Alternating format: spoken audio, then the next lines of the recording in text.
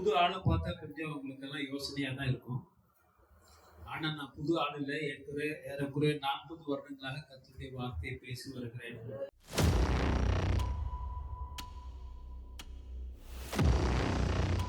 ஒரு 12 வருடங்கள் நான் சகோதரன் தினகரன் அவர்களோடு கூட ஊழியம் செய்ய ஆண்டவர் கிருபை செய்தார்.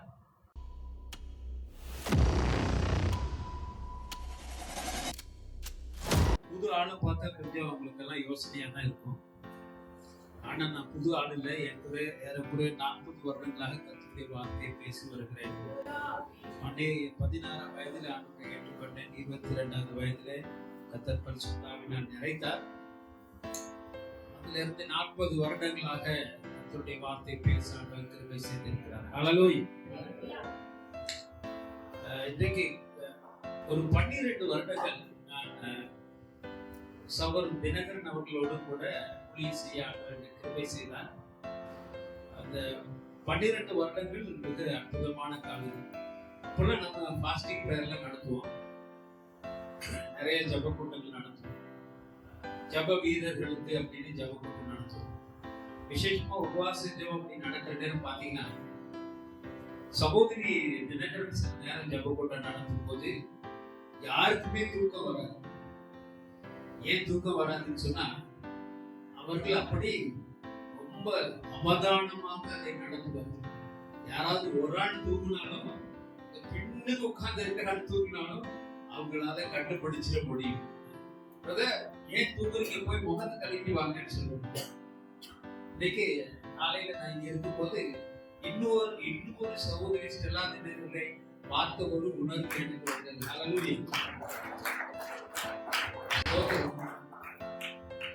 கர்த்தருடைய சபை மிக மேன்மையானது. அங்கே நாம் வருவதற்கு தேவன் நம்மை ஆயத்தப்படுத்துகிறார். இதற்கான ஊழியர்களை நமக்கு கொடுக்கிறார். நல்லவர். ஹல்லேலூயா. சின்ன ஜெபம் செய்து கர்த்தருடைய வார்த்தைகளை கடந்து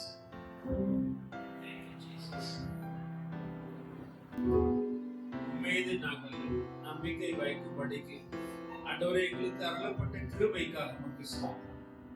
சபையாக கூடி வந்து சமூகத்திலே ஆண்டவரே இந்த நாளிலே உடைய வார்த்தைக்காக காத்திருக்கும் போது, சபை காரியங்களிலே பங்கெடுக்கும் போது கர்த்தர் தாமே பரலோகத்திலிருந்து இறங்கி எங்களோடு கூட பேசி எங்களை உறுதிப்படுத்தி கர்த்தாவே உம்முடைய நோக்கத்தை வாழ்க்கையில் நிறைவேற்ற அனுகிரகம் செய்வீராக. கிறிஸ்து இயேசுவின் நாமத்தில் ஜெபிக்கிறோம் நல்ல பிதாவே, ஆமென். சங்கீதம் 53:2-3 வசனங்களை நீங்கள் வாசிக்கும் போது, தேவனை தேடுகிற உணர்வுள்ளவன் உண்டோ என்று பார்க்க தேவன் பரலோகத்திலிருந்து மனுபுத்திரரை கண்ணோக்கினார். அவர்கள் எல்லோரும் வழி விலகி ஏகமாய் கெட்டு போனார்கள், நன்மை செய்கிறவன் ஒருவனாகிலும் இல்லை.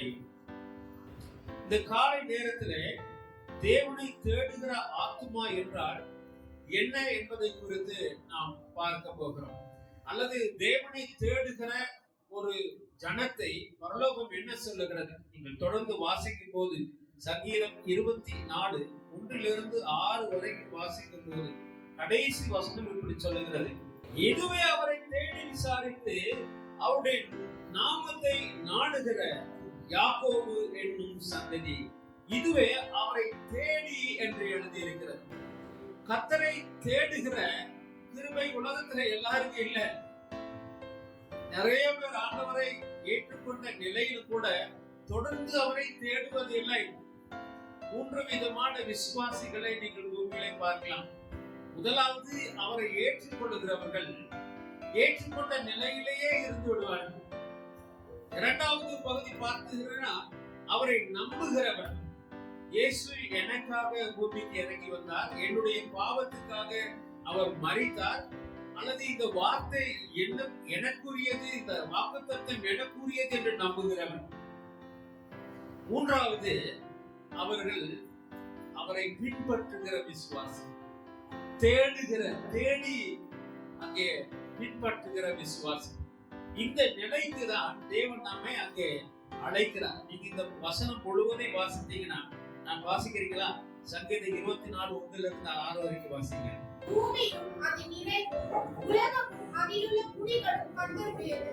அவரே அதை கடல்களுக்கு மேலாக உருவாக்கி அதை நதிகளுக்கு மேலாக ஸ்தாபித்தார். யார் கர்த்தருடைய பர்வதத்தில் ஏறுவான்? யார் அவருடைய பரிசுத்த ஸ்தலத்தில் நிலைத்திருப்பான்? கைகளில் சுத்தமுள்ளவனும் இருதயத்தில் மாசில்லாதவனுமாய் இருந்து தன் ஆத்துமாவை மாயைக்கு ஒப்புக்கொடாமலும் கபடாய் ஆணையிடாமலும் இருக்கிறவனே, அவன் கர்த்தரால் ஆசீர்வாதத்தையும் தன் ரட்சிப்பின் தேவனால் நீதியையும் பெறுவான். இதுவே அவனை தேடி விசாரித்து அவருடைய சமூகத்தை நாடுகிற யாக்கோபு என்று சொன்னார். இதுவே அவரை தேடி விசாரித்து, எதுவே என்று நீங்கள் இந்த பகுதியில வாசிக்கும் போது ரொம்ப தெளிவாக எழுதியிருக்கிறது பிரியமானவர்களே.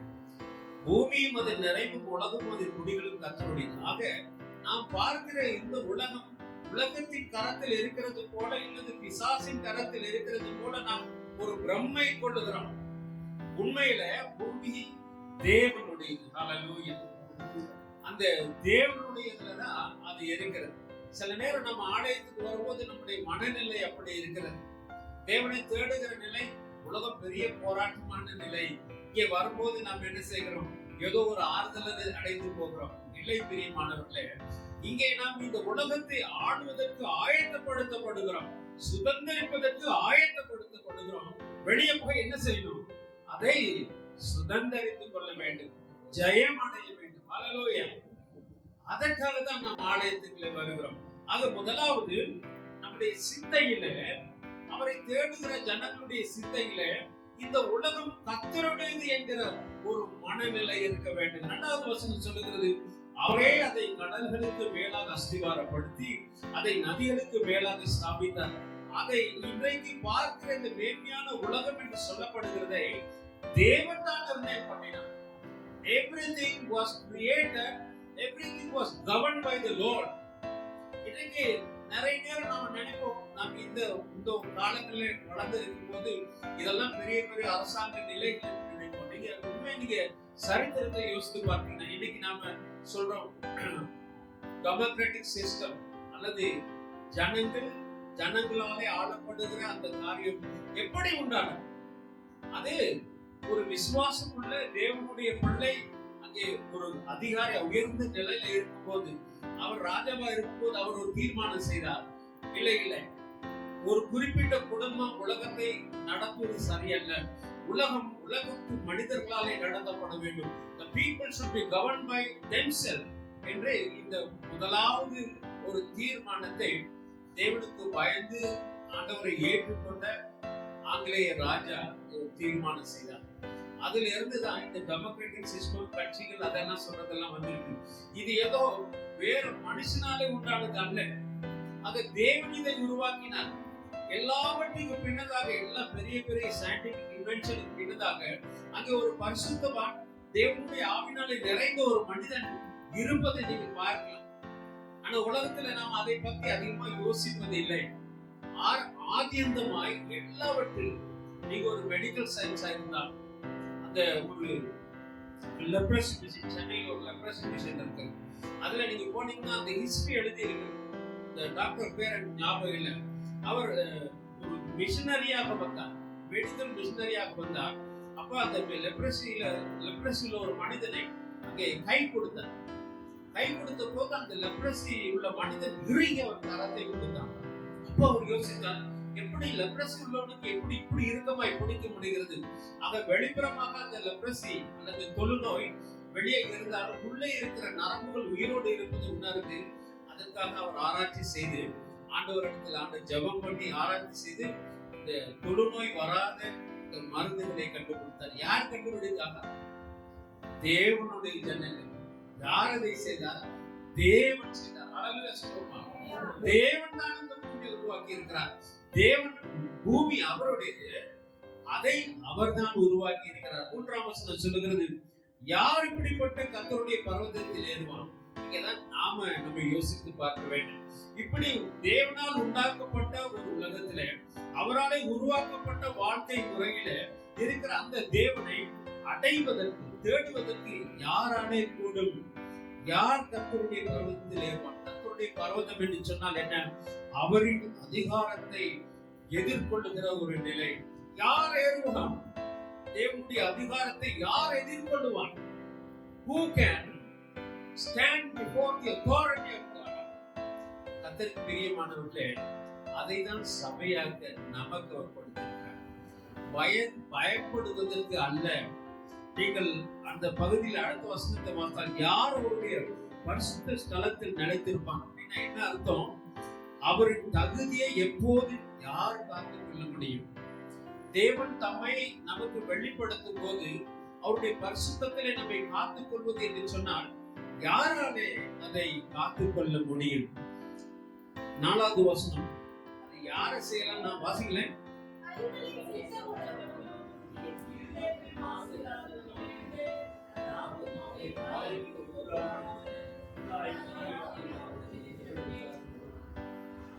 கைகளில் சுத்தம் உள்ளவன் யார்?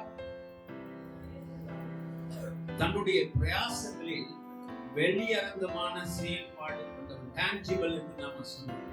அவனுடைய வாழ்க்கை எப்படிப்பட்டதுன்னா வெளியரங்கமானது, மறைத்து செய்கிறவன் அல்ல. கையின் பிரயாசங்கள் அங்கே சுத்தம் உள்ளது.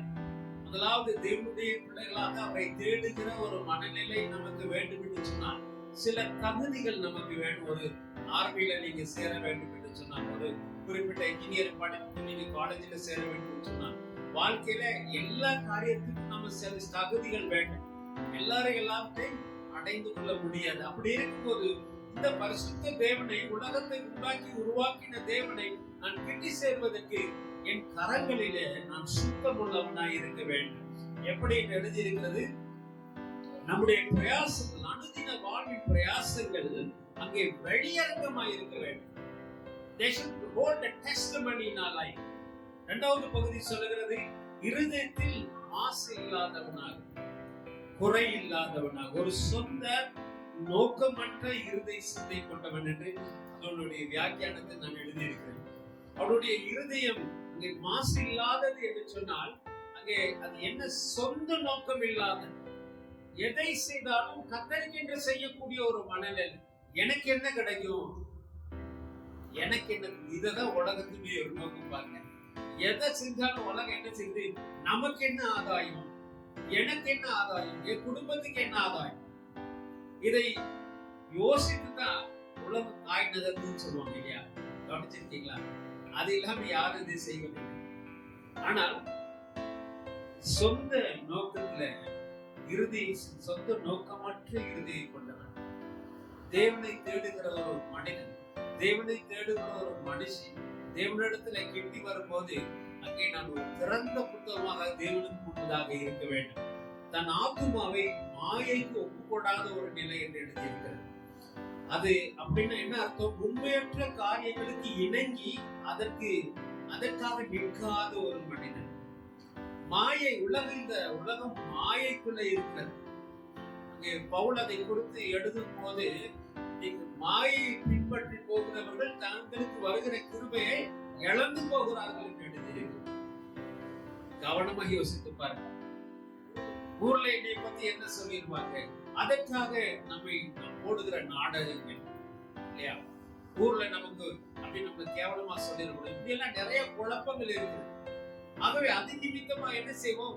ஊரோட ஒத்து போற ஒரு மனநிலை நமக்கு வந்துடும் இல்லையா? ஒரு குறிப்பிட்ட வாலிப பெண் எனக்கு வீட்டுல சொன்னாங்க, இவ்வளவு நாள் நல்லா தான் இருந்தா, ஆனா திடீர்னு அவளுக்கு ஒரு பிரச்சனை. எதுக்கு எடுத்தாலும் கோபம் வரும். உடனே போனை போட்டு உடைச்சிடலாம், டிவி ரிமோட்டை தூக்கி வீசிடலாம். எதை கேட்டாலும் கோபம் வருகிறது. அப்போ ஆனா அந்த பெண்ணுடைய இயல்பில ரொம்ப இயல்பு சமாதானமான ஒரு பிள்ளை, சண்டை போடாத ஒரு பிள்ளை. நான் அவளை தனியா கொண்டு போயிட்டு கேட்டேன், என்னம்மா நடக்குது? ஒண்ணும் இல்லை, எல்லாரும் என்னை கோபப்படுத்துறாங்க. நான் சொன்ன, உன்னுடைய ஃப்ரெண்ட்ஸ் யார்? நான் அவளோட பேசும்போது அங்க ஒரு காரியத்தை கண்டுபிடித்தேன். அவளுக்கு ஒரு தோழி இருக்கிறாள். அந்த தோழி மிகுந்த வாழ்வின் போராட்டங்களோடு புறப்பட்டு வருகிற வாழ்க்கை, குடும்பம் நல்ல வாழ்க்கை வந்திருக்கிற அவளோடு இவர் ரொம்ப நெருக்கமா இருக்கிறாங்க. இப்ப பார்த்தாலும் அவ என்ன செய்வாங்க? வாழ்க்கையில இருக்கிற அப்பாவுடைய தப்பு, அம்மாவுடைய தப்பு, அவளுக்கு இருக்கிற மோசமான சூழ்நிலை எல்லாவற்றையும் சொல்லுவார். அவன் சொல்லும் போது இவன் என்ன செய்தா? ஃப்ரெண்டு தானே, நம்ம ஃப்ரெண்டு எல்லாத்தையும் நம்ம கிட்ட சொல்றான்னு இவன் என்ன செய்ய தொடங்கினான்? தான் பிரச்சனை எல்லாம் அங்கே சொல்ல தொடங்கினான். அந்த ஃப்ரெண்ட் என்ன செய்தா? ஐயோ, நானும் சாமி கிட்ட போய் வேண்டிக்கிறேன், நீயும் வேண்டிக்க அப்படின்னு சொன்னாங்க. ஆனா இந்த விசுவாச பிள்ளைக்கு தெரியல, அவன் அதை கொண்டு போய் எங்க சொல்ல போறான்? தேவனை அறியாத இடத்துல அவர் அதை சொல்ல போறான்னு தெரியல. ஆகவே அது அவளை அது உடனடியாக அவளை பாதிக்க, அவள் குணத்தை பாதிக்க தொடங்கின. ஆவியானவர் அதை சொன்னார். The reason அவளுடைய குணாதிசயம் மாறி போது காரணம் என்ன? அவள் தேவனோடு தன்னுடைய வாழ்க்கையை இணைத்துக் கொள்ளாத நிலையில தேவனை அறியாத ஒருத்தரோடு அதை குறித்து பேசும்போது அங்கே அந்த காரியம் இவளுக்கு பாதகமாய் வந்தது. ஏன்? சில நேரங்களில நீங்க பார்த்தா நாம ஆண்டவருக்குள்ளதான் இருக்கிறதா தெரியும். எல்லாரும் விசுவாசிகள்லாம் கத்தருக்குள்ளதான் நிற்பாங்க, நல்லா ஜெபம் பண்ணுவாங்க. ஆனால் எங்க நிற்பாங்க? வாழ்க்கையில, உலகத்துல வேற யாருக்கா அப்படின்னு நிற்பாங்க இல்லையா? தேவனை அறியாத மனுஷன் நிற்பாங்க. சில நேரத்தில் நிர்பந்தங்கள் இருக்கு நம்முடைய வேலைகளில, நம்முடைய வாழ்க்கையில, அல்லது படிக்கிற நேரம் சிலரோடு இணைந்து போக வேண்டியிருக்கு. ஆனாலும் தேவனுடைய பிள்ளைகள் தேவனுக்காக தான் நிற்க வேண்டும். அவர்கள் நம்மை பார்த்து நமக்கு பின்னதான் நிற்கிற ஒரு நிலை உண்டாக வேண்டும். நம்ம என்ன செய்வோம்? அந்த என்னோட வேலை செய்யறவர்களுக்கு அட்ஜஸ்ட் பண்ணி அங்க நின்றோம்னா, நாம் அவர் எதுக்கு பின்னுக்கு நிற்கிறாரோ அதற்கு பின்னுக்கு நிற்கிறவர்களாய் மாறிப்போம். நல்ல கவனமா ஞாபகம் வைத்துக் கொள்ளுங்க. நிறைய தேவனுடைய பிள்ளைகள் வாழ்க்கையில, கர்த்தரை தேடுகிற பிள்ளைகளுடைய வாழ்க்கையில போராட்டங்கள் வருவதற்கான மிகப்பெரிய காரணம் அவர்கள் தேவனுக்கு என்று நிற்காமல் பிசாசை சார்ந்திருக்கிற ஜனங்களுக்கு பின்பதாக நிற்கும் போது அந்த அதனுடைய பலனை அவர் வாழ்க்கையில அங்கே அவர்கள் அனுபவிக்கிறார். Many times this is the case in many believers' life. உண்மையற்ற காரியங்களுக்கு இணங்கி அதற்கு இன்னதாக நிற்கிற ஒரு மனநிலை. அப்படி நிற்கும் போது நீங்கள் தேவனை தேடுகிற அந்த கிருபை உங்களை விட்டு விலகி போகும். பிரியமானவர்களே, விலகி போகும். ஒரு சில வருடங்களுக்கு முன்னாக லண்டனில இருக்கிற ஒரு பெரிய பெந்தகோஸ்து சபையோட ஒரு கூட்டம் இருக்குதுன்னு சொன்னாங்க. லண்டன் இருக்கும்போது ஒரு சகோதரி சொன்னாங்க, ஒரு வீட்டு கூட்டம் இருக்கிறது, இங்க வாரிக்கலாம்னு சொன்னாங்க. நான் சரி வாரேன். இப்போ எனக்கு தெரியாத அந்த சபையில இருக்கிற எல்லா தலைவர்கள், வர்ஷிப் பண்ற எல்லா லீடர்ஸ், பெரிய சபை, அது ஈஸ்டாம்ல இருக்கதான் பெரிய சபை, அவங்க எல்லாம் சேர்ந்து ஒரு வீட்டுல கூடி அவங்க தனியா ஜெபம் பண்ண போகிறாங்க. நான் அதுக்கு ஆயத்தப்படும் போது கர்த்தர் விசுவாச ஆவி வாழ்க்கை நோக்கத்தை குறித்து அவங்களோட பேசப்படி சொன்னார். எனக்கு அது தெரியாது. அந்த கூட்டம் யார் கூட்டம்னு எனக்கு தெரியாது. நான் யோசிச்சேன், வீட்டு கூட்டத்துல ஏன் இவ்வளவு சீரியஸான ஒரு சப்ஜெக்ட் ஆண்டவர் கொடுக்கிறார்? இதை பேசுறது சரியான எனக்கே ஒரு குழப்பமாயிருந்தது. ஆனாலும் ஜெபத்தோட அதை ஆயுதப்படுத்தி கொண்டு போனேன். இல்ல என்ன விஷயம்னு சொன்னா, நான் அந்த காலங்களில இலங்கையில் இருக்கிற ஒரு ஆங்கிலிக்கன் சபையில ஒரு சுவிசேஷ பணியை நான் செய்து வந்தேன். ஆக என்னை கூப்பிட்ட சகோதரி அந்த கூட்டத்தை நடத்துகிற தலைவரிடத்துல போய் சொல்லிட்டாங்க, இவர் இந்த மாதிரி சர்ச்சில தான் வரார். அந்த சகோதரி ரொம்ப கவலைப்பட்டேன். அவங்க என்ன சொன்னாங்க, நான் வீட்டுக்கு போய் சேர்றதுக்கு முன்னுக்கே எந்திரிச்சு சொன்னாங்க, தயவு செய்து நீங்க எல்லாம் என்ன மன்னிச்சுக்கணும். சிஸ்டர் லில்லி இப்படி ஒரு ஊழியக்காரர் இருக்கிறார், கூட்டு வரட்டான்னு கேட்டோம்னா நான் சரின்னு சொல்லிட்டேன். ஆனா இப்போதான் எனக்கு செய்தி வந்தது, அவர் ஒரு ஆங்கிலிக்கன் சபையில இருந்து வராராம். ஆங்கிலிக்கன் சபையில இருந்து வராராம். அவர் நமக்கு என்னத்த சொல்ல போறாருன்னு தெரியல. ஆகவே நீங்க அவர் வரட்டும், வர சொல்லிட்டோம், வரட்டும், ஏதாவது பேசிட்டு போகட்டும். பேசிட்டு போன பிறகு நாம திருப்பி ஆவியை நிரப்பி ஜெபம் பண்ணி நாம கூட்டத்தை முடிக்கலாம் அப்படின்னு சொல்லி ஒரு ஆயத்தை போட்டு வச்சுட்டாங்க. எனக்கு அது தெரியாது பாருங்க. நாங்க வீட்டுக்குள்ள போகும்போது எல்லாரும் அப்படியே ஒரு வெளியால பாக்குற மாதிரி ஒரு பார்வை பார்த்தாங்க. யாருடா இது? நிறைய பேர் நம்மதான் பார்த்துட்டு யாருடா இது? அங்கே நான் போய் கண்களை மூடி ஜெபம் பண்ணும்போது பரிசுத்த ஆவியானவர் இறங்கி வந்தார்.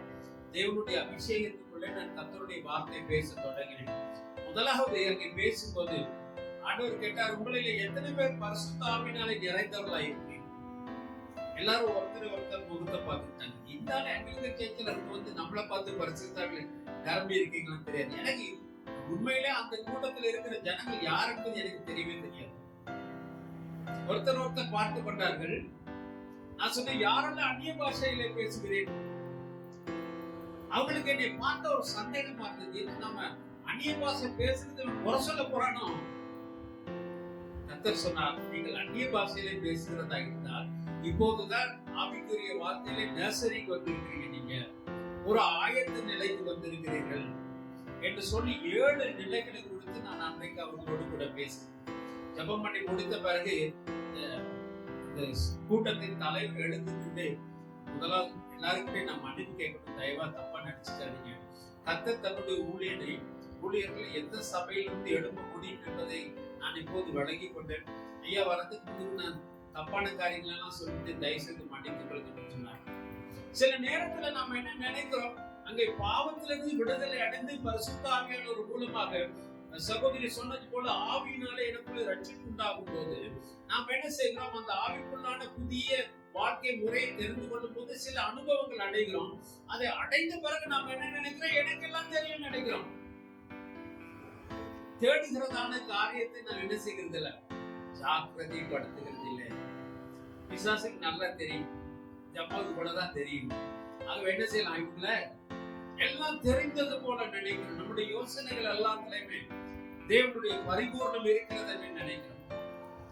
கர்த்தருக்கு பிரியமானவர்களே, ஆகவேதான் நாம் நிற்கிற நிலைகளிலே நாம் நினைக்கிறது சரியென்று நினைக்கிற ஒரு மனநிலை வருகிறது. தேவனுடைய பர்வதத்தில் ஏறி உலகத்தை உருவாக்கின அதை ஆளுகை செய்கிற தேவனுடைய ஆளுகையிலே பங்கடைய முடியாத ஒரு நிலை தேவனுடைய பிள்ளைகளுக்கு உண்டாகிறது. அடுத்த பகுதி சொல்கிறது, கபடாய் ஆணையிடாமல் இருக்கிறவனே. வேறுபட்ட உள்நோக்கத்திற்காக அங்கே தன்னுடைய அதிகாரத்தை செலுத்துகிற ஒரு மனநிலை விசுவாசிகளின் வாழ்க்கையில அங்கே அது ஒரு பொல்லாததான ஒரு மனநிலை. நாம் இன்றைக்கு பார்த்தோம், இந்த ரத்தத்தை சரீரத்தை நாம் உட்கொள்ளும் போது எப்படிப்பட்ட ஒரு மேன்மை உள்ள தகுதிக்கு தேவன் நம்மை உருவாக்குகிறார். அந்த வசனம் சொல்லுகிறது, 5ஆம் வசனம், அவன் கர்த்தரால் ஆசீர்வாதத்தையும் தன் ரட்சிப்பின் தேவனால் நீதியை பெறுவார். இதுவே அவரை தேடி விசாரித்து அவருடைய நாமத்தை தேடுகிற யாக்கோபு என்னும் சந்ததி. அவன் என்ன செய்யப்படுவான், தேடுகிற ஒரு மனிதன் கர்த்தரால் ஆசீர்வாதத்தை இந்த ரட்சிப்பின் தேவனால் நீதியை பெறுவான். பிரியமானவர்களே, இந்த காலை நேரத்திலே நம்முடைய இருதயத்தை நாம் யோசித்து சோதித்து பார்க்க வேண்டும். சோதித்து பார்க்கும் போதுதான் நமக்கு அதில் இருக்கிற உண்மைகளை நாம் வழங்கிக் கொள்ள முடியும். பிரியமானவர்களே, இன்னொரு பகுதியை நான் வாசிக்கிறேன்.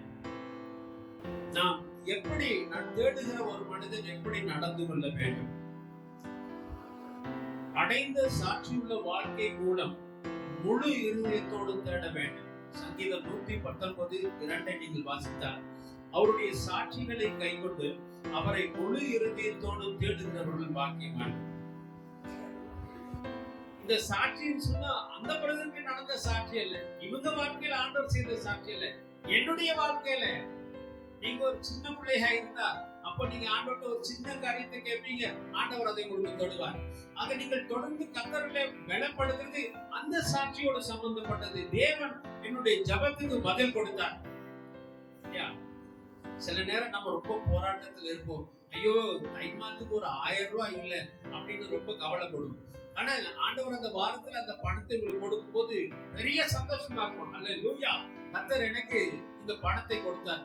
இப்ப வேற ஒருத்தர் போய் பேசும்போது அவர் சொல்லுது, ஐயோ ரொம்ப கஷ்டப்பட்டுட்டே இருக்கும் பிரதர், வீடு இல்லாம கஷ்டப்பட்டு கர்த்தர் இந்த நாளிலே எனக்கு ஒரு சொந்த லட்சம் சொந்த வீடை கொடுத்தார், 80 லட்சத்துக்கு ஒரு வீடு வாங்கிட்டேன் அப்படின்னு நம்ம என்ன செய்வோம், 1000 ரூபாய்க்கு கிடைச்ச சாட்சி காணாம போயிடும் இல்லையா, அப்படியே கரைஞ்சு போயிடும். அப்படியல்ல பிரியமானவர்களே, தேவன் நம்மை ஒவ்வொரு நிலைகளிலே நடத்தும் போது அவர் நம்மோடு கூட நம்முடைய ஜெபத்துக்கு பதில் கொடுத்த அந்த அற்புதத்தை நாம் பற்றி கொள்ள வேண்டும். அதுதான் அந்த வார்த்தை சொல்லுகிறது. அவருடைய சாட்சிகளை கைக்கொள்ள வேண்டும், அதிலே நாம் நினைத்திருக்க வேண்டும். பவுல் அதை குறித்து சொல்லும் போது அவரை தரித்துக் கொள்ளுங்கள் என்று சொல்லுவார். தேவனை தரித்துக் கொள்கிறது எப்படி, அவருடைய செயல்பாடை என்னுடைய வாழ்க்கையில பிரதிபலிக்கிறவன். I am of Christ who has done great things in my life. நான் தரித்துக் கொண்டுதான் ஒவ்வொரு ஸ்டேஜ்லயும் I have to wear him.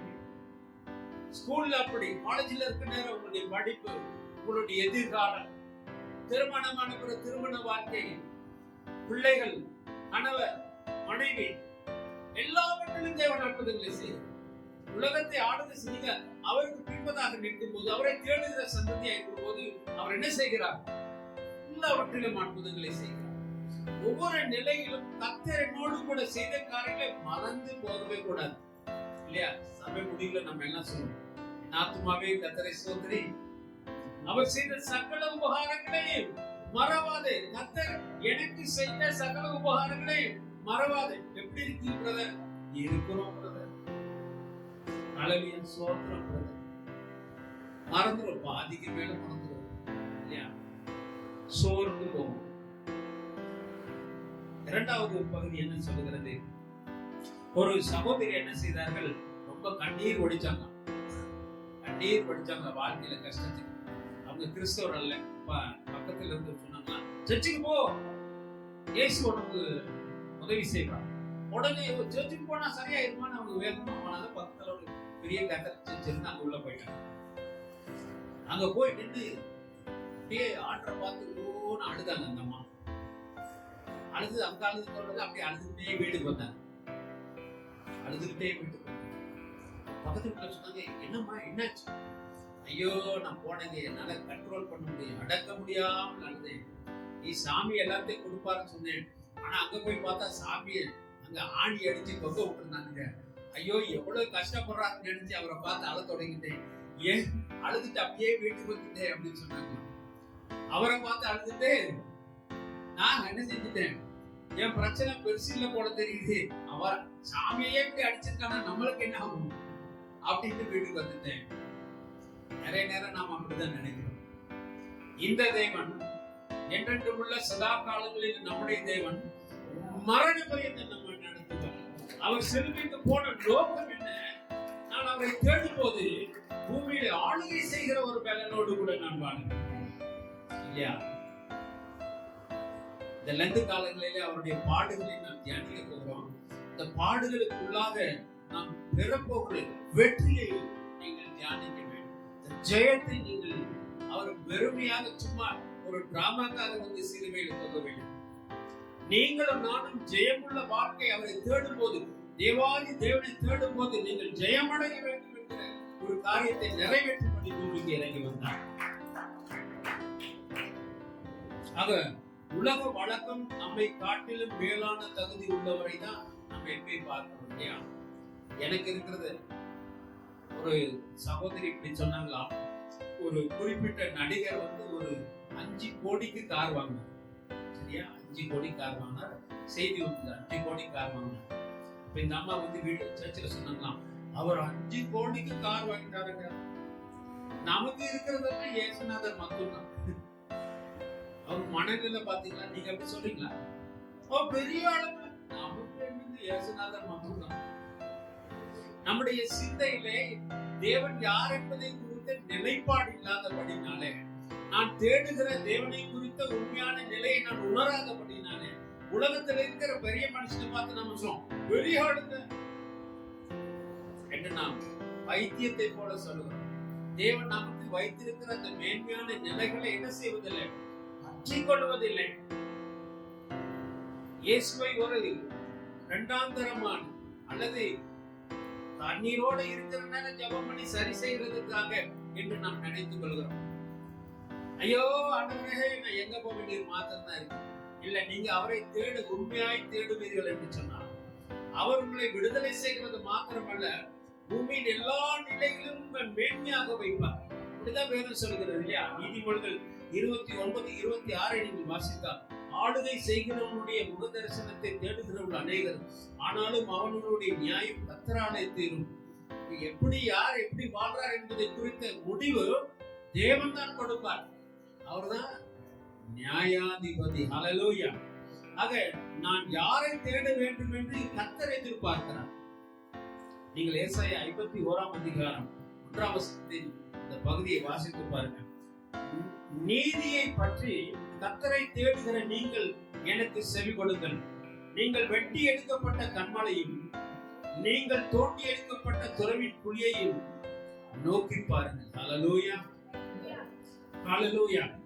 சபை ஹalleluya சொல்லுங்க. நீங்கள் உலகத்திலே ஜீவித்திருப்பதற்கு, மேன்மை அடைவதற்கு நீங்கள் தேடுகிற காரியத்தை எதை நோக்கி பார்க்க வேண்டும் என்று இந்த வசனம் தெளிவாய் சொல்லுகிறது. நீதியை பின்பற்றி, நம்முடைய சொந்த நீதி அல்ல, சிலுவையிலே இயேசு நாம் தேவனை நோக்கி பார்ப்பதற்கு நமக்கு ஒரு நீதியை ஏற்படுத்தினார். அவருடைய சரீரத்தை நொறுக்க கொடுத்து, the righteous என்று ஆங்கிலத்தில் சொல்லுவோம். righteous என்று சொன்னால் என்ன? the right stand before God. தேவனுக்கு முன்பதாக நிற்கக்கூடிய ஒரு தகுதி இல்லையா? பழைய ஏற்பாட்டை நீங்க பார்க்கலாம். மனுஷரால் ஒருவனாலும் கண்டிடக்கூடாதவன். நீங்க அவரை தேவனை முகமுகமாய் தரிசிக்கிற மனிதன் செத்து போவான். அவருடைய பரிசுத்தம் அவனை கொன்றுவிடும் என்கிற ஒரு நிலையில இந்த வசனம் என்ன சொல்லுகிறது? கிறிஸ்துவின் நீதியை கொண்டு நீங்கள் தேவனை தரிசிக்க முடியும். ஏன்னா அந்த தகுதியை கர்த்தர் சபைக்கு கொடுத்திருக்கிறார். இயேசுவை நம்புகிற உங்களுக்கு கொடுத்திருக்கிறார், எனக்கு கொடுத்திருக்கிறார் இல்லையா? நாம் அதை அவரை பற்றி கொண்ட ஒரு நிலை. ஆக நீங்கள் தேவனை தேடுவதற்கு கிறிஸ்து இல்லாமல், கிறிஸ்துவுடைய அந்த நீதி இல்லாமல் தேட முடியாது. அநேகர் அப்படி தேட விரும்புகிறார்கள். சர்வ வல்லமையுள்ள ஒரு பூமியை உருவாக்கின ஒரு தேவன் இருக்கிறார். அவரை தேடுவதற்கு எனக்கு தேவையான தகுதி இயேசு கிறிஸ்து மூலமாய் கொடுக்கப்பட்டிருக்கிறது. அவரை அல்லாமல் வேறு வழி இல்லை என்று சொல்லுகிறது. ரட்சிக்கப்படுவதற்கு அவருடைய நாமமே அல்லாமல் வேறு நாமம் மனுபுத்திரனுக்கு கொடுக்கப்படவில்லை. இன்னைக்கு நிறைய பேர் வந்து ஆண்டவரை ஏற்றுக்கொண்ட ஒரு நிலையில கிறிஸ்துக்கு வெளியே, தேவனுடைய அந்த கற்பனைகளுக்கு வெளியே அங்கே வாழ்ந்திருப்பதற்கு முயற்சி செய்கிறார்.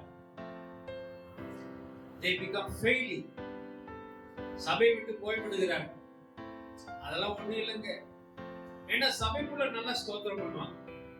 நிறைய சகோதரிகள் சகோதரர்கள் சொல்லுவாங்க, ஆண்டவருக்காக ஏதாவது செய்யணும்ன்றத நீங்க ஜெபம் பண்ணுங்க. ஆண்டவர் ரொம்ப சந்தோஷப்படுற, அப்பா பரவாயில்ல, ஆண்டவருக்காக ஏதாவது செய்யணும். ஆனால் ஜெபம் பண்ணிட்டு போவாங்க. அப்படியே போகும்போது அங்க ஒரு மளிகை கடைக்காரர் இருப்பாரு. மளிகை கடைக்காரரை பார்த்து சொல்லுவாங்க, அப்புறம் வெங்காயம் என்ன விலை விற்குது? இந்த அரசாங்கம் போடாத அரசாங்கம் அப்படின்னு அதை பேசுவாங்க. அப்படியே கொஞ்சம் தூரம் போனா வேர்கடல காரங்க அப்படி ஒவ்வொருத்தா பேசிட்டு போங்க. ஸ்கூலை பத்தி, படிப்பை பத்தி, ஏதாவது படிப்பெல்லாம் பிசினஸ் ஆகி போச்சு. நாம என்ன செய்வோம்னா அங்க அதுக்கு கதையை போட்டு போயிட்டு சர்ச்சுக்குள்ள வந்தா மட்டும் அதற்காக நான் ஏதாவது செய்யணும் அப்படின்னு சொல்லுவோம். கிறிஸ்துவோடு கூட நீங்கள் வெளியே கடந்து செல்ல வேண்டும். At all time you have to carry the presence of the Almighty God. உலகம் முழுவதும் நான் சந்திரிக்க முடியும். ஆனால் கிறிஸ்துவின் அந்த அதிகாரத்துக்கு கீழே நீங்கள் அடங்கி இருக்கும் போதுதான் தேவன் உங்களிடத்தில் எதிர்பார்க்கிற காரியத்தை நீங்கள் செய்து முடிக்க முடியும். கொஞ்ச நாள் ஓடும், போராட்டம் வந்தோம் என்ன செய்வோம்?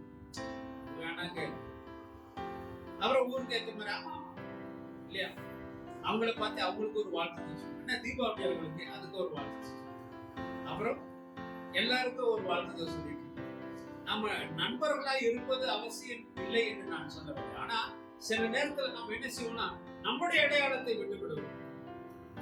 அது என்ன செய்கிறது? அங்கே நமக்கு வெற்றியை கொடுப்பதில்லை.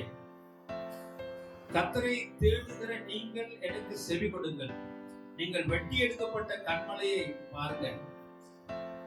நீங்கள் வெட்டி எடுக்கப்பட்ட கண்மலையும் நீங்கள் தோண்டி எடுக்கப்பட்ட துறவி குழியை நீங்கள் நோக்கி பாருங்க. ரெண்டு அர்த்தம் என்ன இருக்கு? வெட்டி எடுக்கப்பட்ட கண்மலை என்று சொன்னால் தாவீது சொல்வது தேவனே என்னுடைய பங்கு, he is my portion. நான் கிறிஸ்துவோடு கூட தேவனை நோக்கி பார்க்கும்போது நான் என்ன சொல்லுகிறேன்? அவர் முன்னே இருக்கிறார், நான் பின்னே இருக்கிறேன்.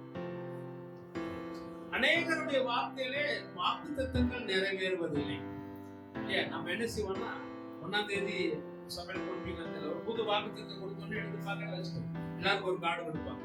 எங்க சபையில கொடுப்பாங்க, எல்லாருக்கும் ஒரு கார்டு. உனக்கு நல்ல வசனம், எனக்கு நல்ல வசனம் எடுத்து பார்க்க வச்சுக்கோங்க. ஆனா 6 மாசம் போட போறோம், இந்த வாக்குத்தத்தம் என்ன செய்யாது? நிறைவேறா. ஏன் நிறைவேறுவதில்லை? அது ஒரு பேப்பர்ல இருக்க அவ்வளவுதான். இல்ல பைபிள்ல வச்சுக்கோ, தலைமாட்டில் வச்சுக்கோ, சிவத்துல தொங்க வச்சுக்கோ. எப்போ அது ஆக்டிவேட் ஆகும்? கிறிஸ்து இயேசுக்குள் வாக்குத்தத்தங்கள் ஆமென். கிறிஸ்து இயேசு இல்லாத போது அந்த வாக்குத்தத்தம் எப்படி நிறைவேறும்? 7000 வருடங்களுக்கு முன்பதாக 4000 வருடங்களுக்கு முன்பதாக தேவன் தம்முடைய தாசர்களுக்கு சொன்ன வாக்குத்தத்தம் உங்களிலே நிறைவேற வேண்டும் என்று சொன்னார். நீங்கள் என்ன செய்ய வேண்டும்? கிறிஸ்துவை முன்வைத்துக் கொள்ள வேண்டும். அவர்தான் அதை ஆக்டிவேட் பண்ண முடியும். நீங்கள் அதை வைத்து இயேசுவோடு நிற்கிற ஒரு நிலை வரும்போது இங்கே வேதம் என்ன சொல்லுகிறது? ஆபிரகாமுக்கு தேவன் சொன்ன வாக்குத்தத்தங்கள் உங்களுக்காக உயிர் கொள்ளும். They become alive. The word of God will become alive. அவர் சொல்வார், நீ வாளாகாமல் தலையாமல் கீழாகாமல் மேலாவாய். உங்க தகுதி எப்படி பூமியில இருந்தால் இயேசுவை முன்னுக்கு வைத்துட்டு அவருக்கு நிக்கிற வாழ்க்கை நீங்கள் கொண்டார். The promises of God will go before. The entire Bible verses will become yours. உங்களால செய்யக்கூடாத அதிசயம் ஒன்றும் இராது. ஆக நீங்கள் வெட்டி எடுக்கப்பட்ட கண்மலையை பாருங்கள். நீங்க அங்க இருந்துதான் தேவனுடைய பிள்ளையாய் மாறி இருக்கிறீங்க. அவர்தான் கண்மலை. அவருடைய மரணத்தை நோக்கி பாருங்க. அதிலே நிலை கொள்ளுங்கள். பூமியிலே நீங்க அடைந்த ஆசீர்வாதங்களிலே நீங்கள் பெற்றுக்கொண்ட ஒரு பெரிய தொழில் அல்ல, நீங்கள் வைத்திருக்கிற பெரிய பேங்க் பேலன்ஸ் அல்ல, நீங்கள் வைத்திருக்கிற ஒரு நல்ல குடும்ப வாழ்க்கை அல்ல, வாகனம் அல்ல, வீடு அல்ல, ஊர்ல உங்களுக்கு இருக்கிற மரியாதை அல்ல. நீங்கள் வைத்திருக்கிற இயேசு கிறிஸ்துவின் ஜீவன் மாத்திரமே. ஹல்லேலூயா சொல்லுங்க. அதுக்கு ஒப்பான ஒரு மேன்மை பூமியில ஒன்றுமில்லை. அவள் அதை குறித்து சொல்லும் போது இந்த பரலோகத்தின் பொக்கிஷங்களை அங்கே மண்ணான சரீரங்களை நாங்கள் கொண்டிருக்கிறோம். ஹல்லேலூயா. 2003 வருடம் நான் அமெரிக்க தேசத்தில் வேலை செய்து கொண்டிருந்தேன். 3 வருடம் நான் சென்னைக்கு லீவுக்கு வரும்போது இங்கே தேவனுடைய தாசனாகிய தினகர் என்னை பார்த்து சொன்ன, தம்பி ஸ்ரீலங்காவுக்கு போயிருக்கேன், நான் யூஎஸ்ல இருக்கேன், ஃபேமிலியெல்லாம் அங்கே போட்டு போறேன். இல்ல ஸ்ரீலங்கா போகக்கூடிய ஆண்டு சொன்னாங்க. இப்போ ஸ்ரீலங்கால சூழ்நிலை எப்படி இருந்தது? தமிழ்லேருந்து பேர் கேட்டா அவங்க என்ன செய்வாங்க? வெள்ள வேன்ல போட்டு போயிடுவாங்க. எங்க இருக்கீங்கன்னு தெரியாது, அட்ரஸ் இல்லாம. அப்படி ஒரு நெருக்கமான சூழ்நிலையில இலங்கை முழுவதும் தவித்துக் கொண்டு இருக்கும் போது நான் என் மனைவி பிள்ளைகளை கூட்டிட்டு ஸ்ரீலங்கா. காரணம் தேவன் அதை சொன்னார். 20 வருடங்களாக அங்க கூடி சென்றேன். எண்ணற்ற ஜனங்களோடு கர்த்தர் தம்முடைய வார்த்தையை வெளிப்படுத்த ஜீவனுள்ள வாக்குத்தத்தம் அநேகருடைய வாழ்க்கையில் நிறைவேறினதை நாம் பார்க்கிறோம். எத்தனை சுகங்கள், எத்தனை அற்புதங்கள், அதெல்லாம் சொல்றதுக்கு நேரம் பண்ணாரு. நான் முடிக்க போறேன். ஆக இந்த காலை நேரத்திலே சபை நடுவே வந்திருக்கிற உங்களுக்கு கர்த்தரிடத்திலிருந்து ஒரு டாஸ்க் இருக்கிறது, ஒரு நோக்கம் இருக்கிறது. என்ன நோக்கம்? இங்கே நீங்கள் தேவனை தேடுகிற அந்த உணர்வுள்ளவர்களாய் நீங்கள் மாறி வெளியே போய் நீங்கள் ஜெயம் அடைய வேண்டும். உலகத்தை என்ன செய்ய வேண்டும்? அங்க போய் காயப்பட்ட, ஐயோ உலகத்திலேயே பேர் இல்ல, ஒண்ணு இல்ல, ஒண்ணு இல்லாத மனுஷனா இருக்க சொல்லி இங்க வந்து அழுது போறதுக்காக சபையான. அதற்காக இயேசு சிலுவையிலே மரிக்க வேண்டும். இந்த 2 காலங்களுக்கு முன்பதாக நாம் போக போறோம். அதற்கு முன்னதாக நம்மை நாம் உறுதி செய்து கொள்ள வேண்டும். The very reason I am a Christian is the purpose to overcome the world. கடைசியாக தோண்டி எடுக்கப்பட்ட துறவின் குழியை நோக்கி பாருங்கள். அடிமைத்தனத்திலிருந்து உங்களை விடுதலைக்குள்ளே கொண்டு வந்த தேவனை எப்போது மனதில் வைத்துக் கொள்ளுங்கள். என்னுடைய அந்தஸ்து நதி. உலகம் என்னை பார்க்கிற பார்வை ஒன்றுமில்லை, தேவன் என்னை பார்க்கிறவர். ஹல்லேலூயா, ஹல்லேலூயா. தைரியம் அடைகிறீங்களா? காய்ந்து போய் வந்திருக்கிறீங்களா? இந்த காலை நேரத்திலே அப்படி உலகத்தாலே காயப்பட்டு வந்து உட்கார்ந்து இருக்கிறீங்களா? உலகங்களை பார்த்து நீங்க ஒன்றும் இல்லாதவன், வெறுமையானவன் சொல்லி உங்களை கேவலப்படுத்தி இருக்கிறீர்களா? பரிசுத்த சன்னிதானத்தில் நீங்கள் வந்திருக்கிறீர்கள். உலகத்தை ஆளுகை செய்கிற சர்வவல்லமையுள்ள தேவனிடத்தில் வந்திருக்கிறீர்கள். உலகத்தில் இருக்கிற போராட்டங்களை நீங்கள் பார்க்கும்போது, ஐயோ நாங்கள் கிறிஸ்தவர்கள், நாங்கள் காயப்படுகிறவர்கள், எல்லாரும் எங்களை அடித்து விடுவார்கள். அப்படியா? நீங்கள் தேவனை தேடுகிற உணர்விலே அவருடைய கணத்துக்குள்ளே நீங்கள் பெருகும் போது நீங்கள் தேவன் உங்களை உயர்த்துவார். தேடாத நிலையில் விட்டுட்டா அங்கே நீங்கள் ஒன்றுமில்லாமல் போவீர்கள். ஒரு சாட்சி, சின்ன சாட்சி, சகோதரர் தினகரனை பத்தி ஒரு சாட்சி சொல்லி முடிக்கிறேன். எனக்கு ரொம்ப விருப்பமானவர். அவர் சொரண்டைங்கிற ஊர்ல கால் விளங்காத ஒரு குடும்பம். ஒரே ஒரு 8க்கு 6 அவங்க வீடு, சின்ன வீடு, கூரை வீடு, குடிசை வீடு. அங்கே வாழ்ந்த ஒரு மனிதன், தாயார் டிபி நோயாளி, தகப்பனாருக்கு சுகமில்லை, ஒரு படிப்பு வாத்தியார், 45 ரூபா சம்பளம், இவருக்கு ஒரே மகன். அங்கே அவர் வெளியில போக முடியாது. ஏன்னு சொன்னா கிராமத்துல இவர் காலையில ஸ்கூலுக்கு 20 போனாதான் என்ன செய்வாங்களாம், ஊருக்காரங்க என்ன செய்வாங்களாம், அள்ள விட்டு அடிப்பாங்களாம். ஏன்? தரித்திரம் காலையில வேலைக்கு போனா நொண்டி பாய் கொண்டு போந்துட்டான். போற மாதிரி உருப்பட்ட மாதிரிதான் போடுறா. ஆக அவர் வயல் வரப்புல நடந்து போகும்போது நொண்டி போகும்போது என்ன செய்வாராம், யாராவது வராங்க உடனே இறங்கி ஒழிச்சுட்டு வராங்க ஆரம்பத்துல. ஏன்னா அவங்க அடிச்சிருவாங்க. அப்படி ஒளிந்து போவார்.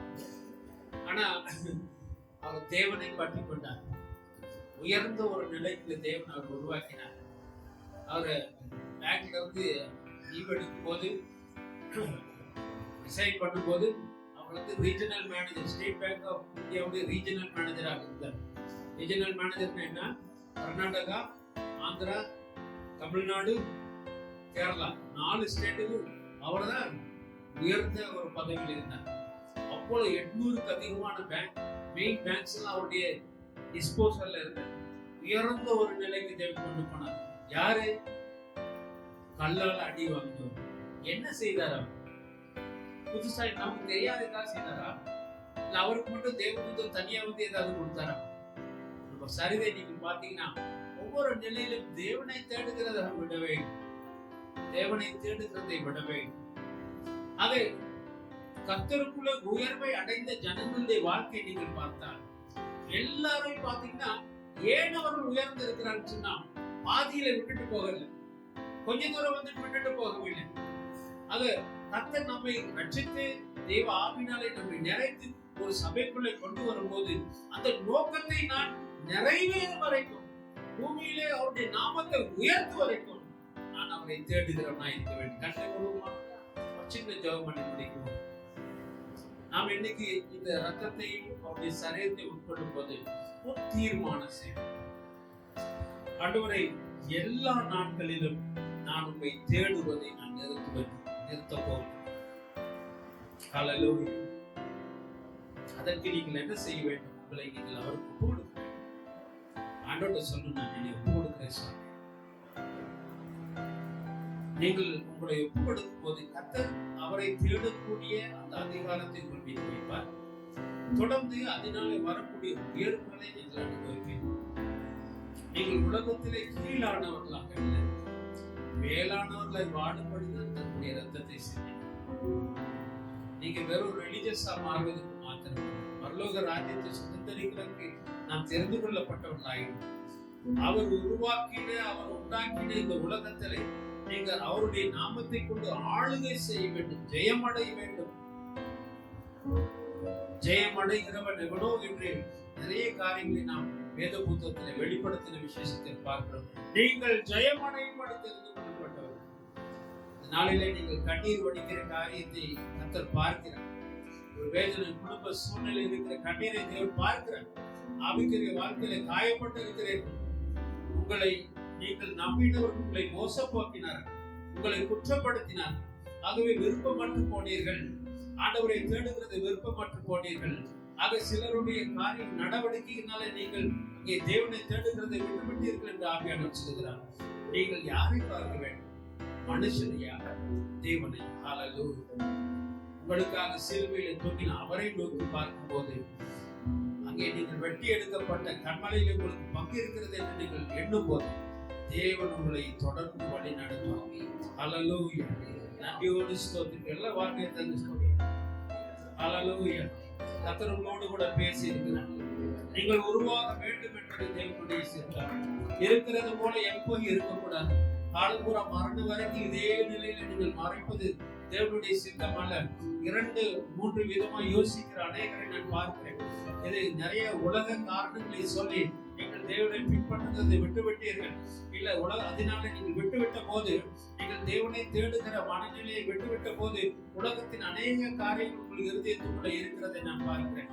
ஒரு விஷயம் ஆண்டவர்கிட்ட சொல்லுங்க, ஆண்டவரே, முழு மனதோடு உம்மை தேட எனக்கு திரும்பினார்.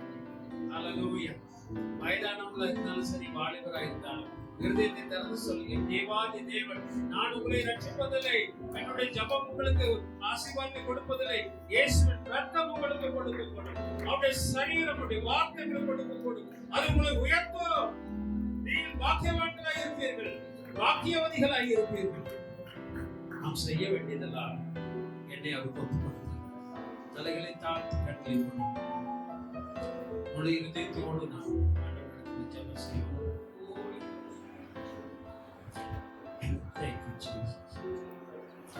நீர் சரீரத்தை நீ வாழ்ந்த ஸ்தலமாக தருகிறீர்கள்.